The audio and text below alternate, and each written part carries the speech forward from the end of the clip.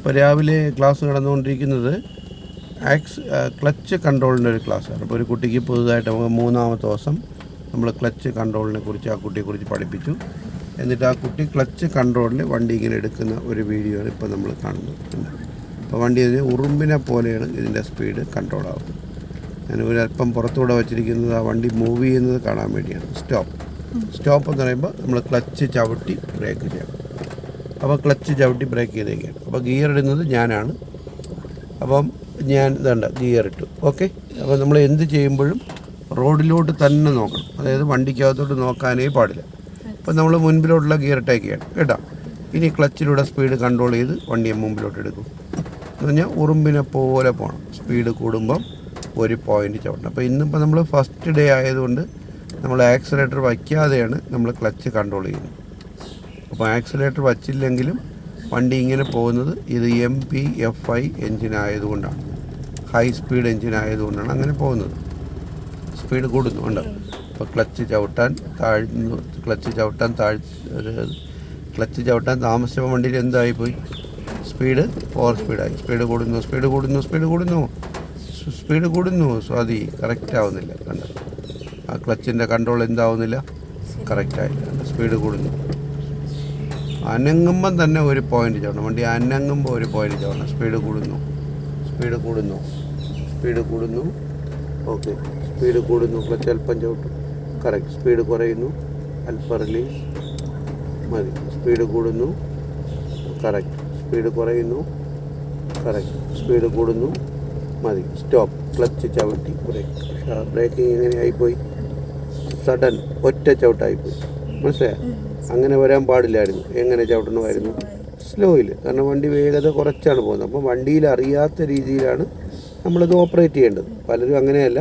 നമ്മൾ ഏതൊരു കാര്യം ചെയ്യുമ്പോഴും അത് വാഹനത്തിലിരിക്കുന്ന ആളുകളിലോ അറിയാത്ത രീതിയിലാണ് ചെയ്യേണ്ടത്. അപ്പോൾ വീണ്ടും നമ്മൾ വണ്ടിയെ മുമ്പിലോട്ട് എടുക്കുകയാണ്. ഓക്കെ. അപ്പോൾ കാൽ ആക്സിഡൻറ്റ് പുറത്ത് വയ്ക്കും. എന്നിട്ട് ക്ലച്ചിൻ്റെ ഹാഫ് ക്ലച്ചിൽ കൊണ്ട് നിർത്തും. മൂവിങ് പൊസിഷൻ നോക്കിക്കോണം.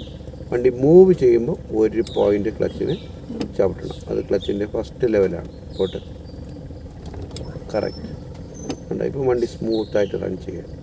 വീണ്ടും വണ്ടി മൂവ് ചെയ്യുമ്പോൾ ഒരു പോയിൻ്റ് ചവിട്ടണം. പോട്ട്. സ്പീഡ് കൂടുന്നു. കറക്റ്റ്.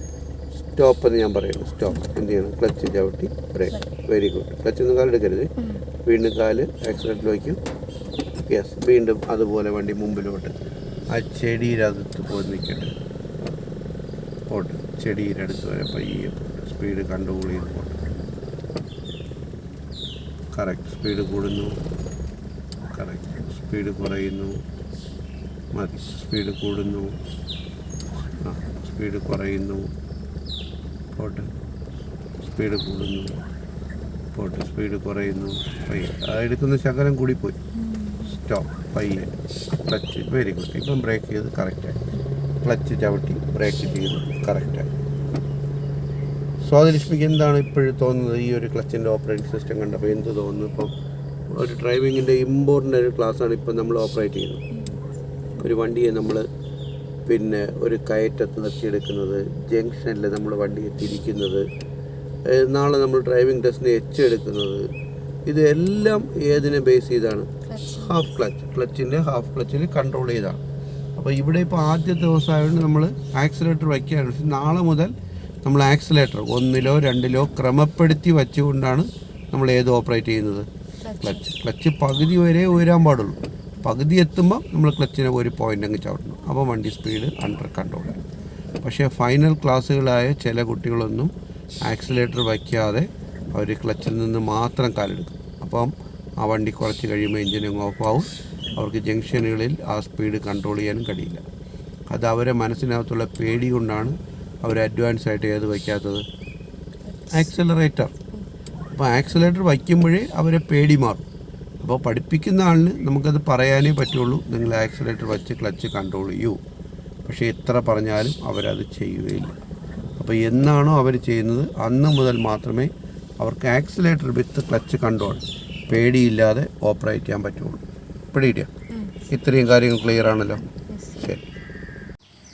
ഇപ്പോൾ ക്ലച്ചിൻ്റെ ഒരു കൺട്രോളാണ്. അതായത് 3-ാമത്തെ ദിവസം ക്ലച്ച് തുടങ്ങിയ ഒരു കുട്ടി ക്ലച്ച് കൺട്രോളിലൂടെ സ്പീഡ് കൺട്രോൾ ചെയ്യുന്ന ഒരു വീഡിയോ ആണ്. അപ്പോൾ അവിടെ ക്രമാതീതമായ സ്പീഡ് കൂടാതെ വളരെ സ്പീഡ്, മാക്സിമം സ്പീഡ് കുറച്ച് എടുപ്പിക്കുന്ന ഒരു എക്സസൈസാണ്. അപ്പോൾ ആ കുട്ടിയുടെ മൈൻഡ് സ്വയം സ്പീഡ് കൂടുന്നതും കുറയുന്നതും ഒക്കെ മനസ്സിലാക്കി ഏറ്റവും കുറഞ്ഞ സ്പീഡിൽ കൺട്രോൾ ചെയ്യാൻ വേണ്ടി നമ്മൾ പഠിപ്പിച്ചു കൊടുത്തിരിക്കുക. അപ്പോൾ അതുപോലെ അത് ചെയ്ത് പ്രാക്ടീസ് ചെയ്യാൻ പറ്റുന്ന ഗോൾഡൻ ചാൻസാണ് ഈ 3-ാമത്തെ ദിവസത്തെ ക്ലാസ് എന്ന് പറയുന്നത്. അപ്പോൾ ഇതിലൂടെ ആ കുട്ടി സ്വായത്തമാക്കുന്നത് ഒരു വാഹനത്തിൻ്റെ വേഗത ഏറ്റവും കുറഞ്ഞ സ്പീഡിൽ കൺട്രോൾ ചെയ്യാൻ പറ്റുന്ന ഒരു ടെക്നിക്കാണ്. അപ്പോൾ ഇത് കിട്ടുന്ന കുട്ടികളൊക്കെയാണ് ഡ്രൈവിങ്ങിൻ്റെ ആദ്യകാല ക്ലാസ്സുകളിലൊക്കെ ഒരു വാഹനത്തിനെ കൺട്രോൾ ചെയ്യാൻ പറ്റുന്ന ഒരു ആത്മവിശ്വാസം കൈവരിക്കുന്നത്.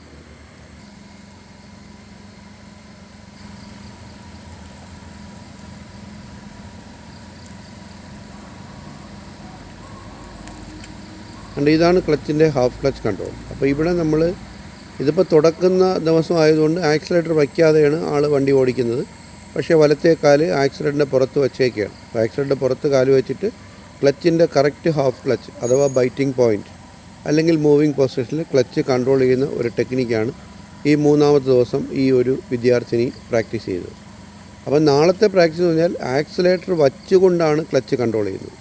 അപ്പോൾ അവിടെ എത്ര ആക്സിലേറ്റർ വെച്ചാലും പകുതിക്കപ്പുറം ക്ലച്ച് കൈവിട്ട് പോകാത്ത ഒരു ടെക്നിക്കാണ് നാളത്തെ ദിവസം പഠിക്കുന്നത്. അപ്പോൾ നാളെ ഗിയർ കൂടെ തുടങ്ങുന്നത് നാളെയാണ്. അപ്പോൾ 4 ദിവസത്തെ ക്ലാസ്സുകൾ കൊണ്ടാണ് MGN മോട്ടോർ ഡ്രൈവ് സ്കൂളിൽ ബേസിക് കൺട്രോൾ ക്ലാസ്സുകളിലൂടെ ഒരു കുട്ടിയെ തനിച്ച് ഓടിപ്പിക്കാൻ പറ്റുന്ന ഒരു സ്റ്റേജിലോട്ട് എത്തിക്കുന്നത്. അപ്പോൾ ഇവിടെയെല്ലാം ഒരു കുട്ടിയുടെ ആത്മവിശ്വാസം വർദ്ധിപ്പിക്കുകയാണ് ഡ്രൈവിംഗ് സ്കൂൾ പ്ലാൻ ചെയ്യുന്നത്.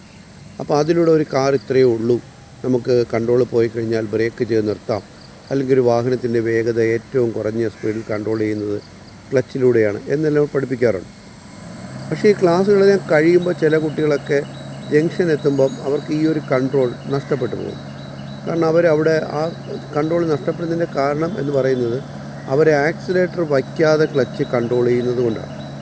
അപ്പോൾ യഥാർത്ഥത്തിൽ ആക്സിലേറ്ററിൻ്റെ പേടി മാറുന്നത് ആക്സിലേറ്റർ കൊടുത്ത് പ്രാക്ടീസ് ചെയ്യുമ്പോഴാണ് ആ പേടി മാറുന്നത്. അപ്പോൾ യഥാർത്ഥത്തിൽ ആക്സിലേറ്റർ കൊടുത്ത് നമ്മൾ വണ്ടിയെ കൺട്രോൾ ചെയ്യുന്നത് അടുത്ത ക്ലാസ്സിലാണ്. അപ്പോൾ അടുത്ത ക്ലാസ്സിലൂടെ കിട്ടുന്ന ആ ഒരു എക്സ്പീരിയൻസ് പിന്നെയുള്ള എല്ലാ ദിവസങ്ങളിലും നമ്മളത് കീപ്പപ്പ് ചെയ്യണം. അപ്പോൾ അതിന് നമ്മൾ ആക്സിലേറ്റർ കൊടുത്താൽ മാത്രമേ വാഹനത്തിൻ്റെ പേടി മാറുള്ളൂ. അപ്പോൾ അവിടെ നമ്മൾ ആക്സിലേറ്റർ കൊടുത്താണ് പ്രാക്ടീസ് ചെയ്യേണ്ടത്.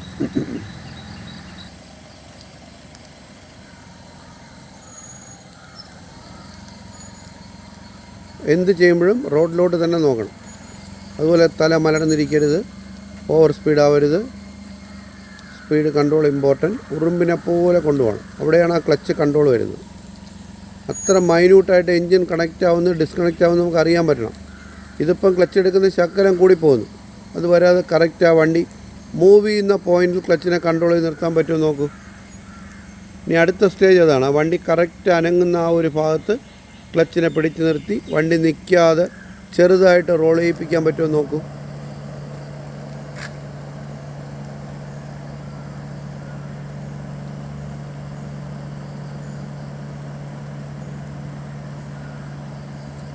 ഇങ്ങനെയാണ് ഒരാളിന് വണ്ടി ഓടിക്കുന്ന സ്റ്റേജിലോട്ട് എത്തിക്കും. അപ്പോൾ ബേസിക് കൺട്രോൾ ക്ലാസ്സുകൾ അതിന് കിട്ടിക്കഴിഞ്ഞു. അത് ഡ്രൈവിങ്ങിൻ്റെ ഇമ്പോർട്ടൻ്റ് ആയൊരു ക്ലാസ്സാണ്. അതൊക്കെ കിട്ടുക, അത്തരം ക്ലാസ്സുകൾ കിട്ടുക എന്നുള്ളതൊക്കെ വളരെ ഇമ്പോർട്ടൻ്റ് ആണ്.